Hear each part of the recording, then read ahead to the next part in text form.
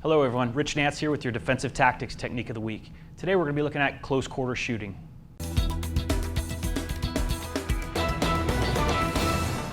Frank, a lot of our range time is devoted to shooting from, say, the 25-yard line and in, with a lot of emphasis maybe on the 7 and 10-yard line, which is kind of room distance type shooting. It'd be kind of a big room, I guess, but we like to, punch out and get this nice two-handed sighted fire position, and when no one's shooting at us, so there's no real stress, we can shoot pretty tight groups. And if there's no requirement to move while we shoot, which we should always be doing under real circumstances. Another important factor.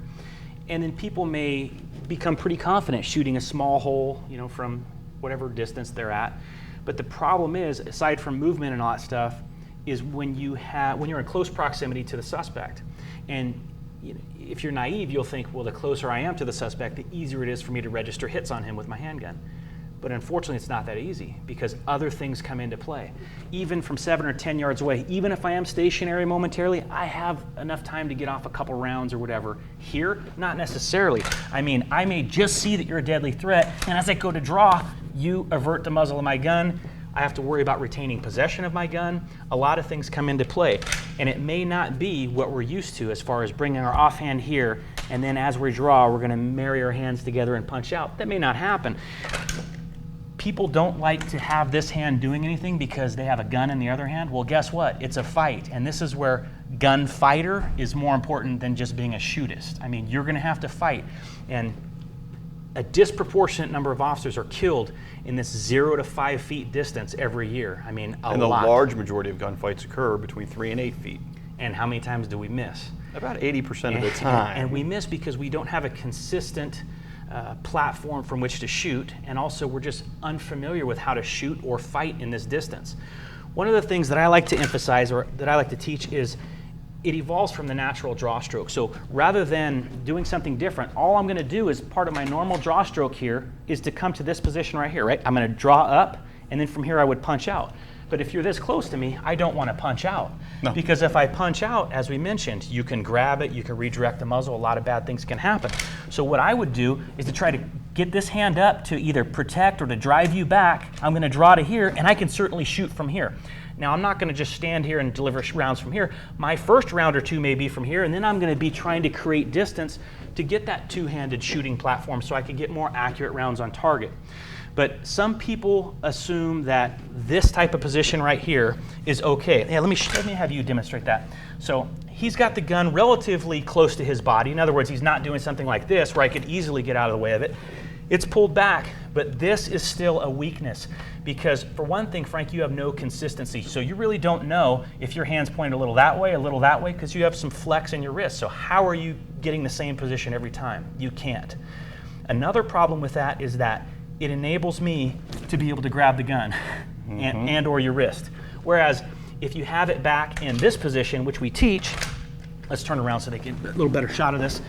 If you have it back to your body like this, it's much harder for me to grab. I was teaching weapon disarming in North Dakota, and one of the students had a light bulb go off in his head, and he said, "Hey, what do you do if he does this?" I said, "Exactly, that's what I want you to do. Be the guy who's doing this." Right. So what you can do, just for the heck of it, is if someone does have that position where they're back like this, your best bet may be to try to come to this side, spin them out of the way, create distance, and draw your own firearm. That's kind of for another segment, but there's always something you can do. There's always a response that you can do. Going back to what we were talking about earlier, let's move this way again so they can see my gun a little better. So as we're coming out here, what I'm doing here is I'm indexed. So in other words, I have a consistent position. I know my thumb is close to my nipple on my pectoral here, and I'm going to be canted out here just slightly so that as the slide reciprocates, it's not catching on my jacket or anything that I have here. And it's not being stopped by body or body armor. Exactly. That's why we get that cant. Exactly. So we're having this canted out a little bit like this, and what do I do with my offhand? I don't know. If he's not doing anything as far as, obviously he's presenting a deadly threat at this point, but if he's not grabbing my arm or punching me, what I would like to do is to, just like we do a lot oftentimes, is to come up in his face and drive him back, fire some rounds, and then I can separate and create that distance. What I don't like is the old speed rock approach, right, where I'm going to go. Because what am I doing?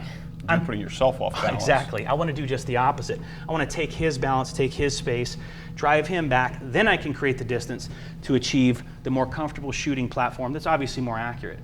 Now, this index is also important because if my shoulders and hips are square to you and my gun is in this position, I know my rounds are going to impact you from here. Now, from the 25-yard line, no, they're obviously going to impact significantly lower than your target. This is designed to be used up close, and I know that my rounds are going to impact, in this area. I wouldn't want to necessarily break my wrist and do some weird stuff here because this, again, I don't have that consistency. So what I'm doing, just part of my natural draw stroke, I'm coming here. I'm just not finishing the draw stroke.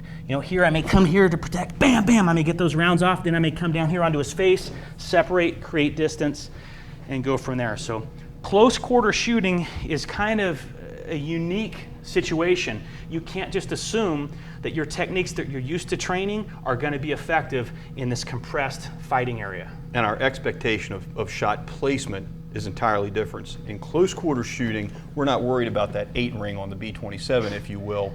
We want shots on the target anywhere from knees to shoulders, and then we use the distraction of their pain, their injury, to create more distance to get more effective shot placement, bearing in mind that any hit in the pelvic girdle is going to be an awesome hit anyway. Exactly, and I've had people say, I'll be in a situation like this for a DVD or something I had where I'm firing this way, and someone's saying, oh, why are you going to shoot him in the butt?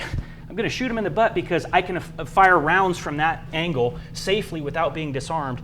And do you think that shooting a guy, even if it's in the butt, at that distance is not going to have an effect on the fight? I mean, slapping you may have an effect on the fight. Right. That's definitely going to help change the outcome and give you an advantage. So you take what you can get. Sometimes even on the ground, you may be shooting from a very awkward, unusual position, but you have to just practice that so you know that you can deliver accurate fire without being fully punched out and just in a perfect stance and the stars and the moons aligned and all that. So practice this stuff. It's not going to just come to you.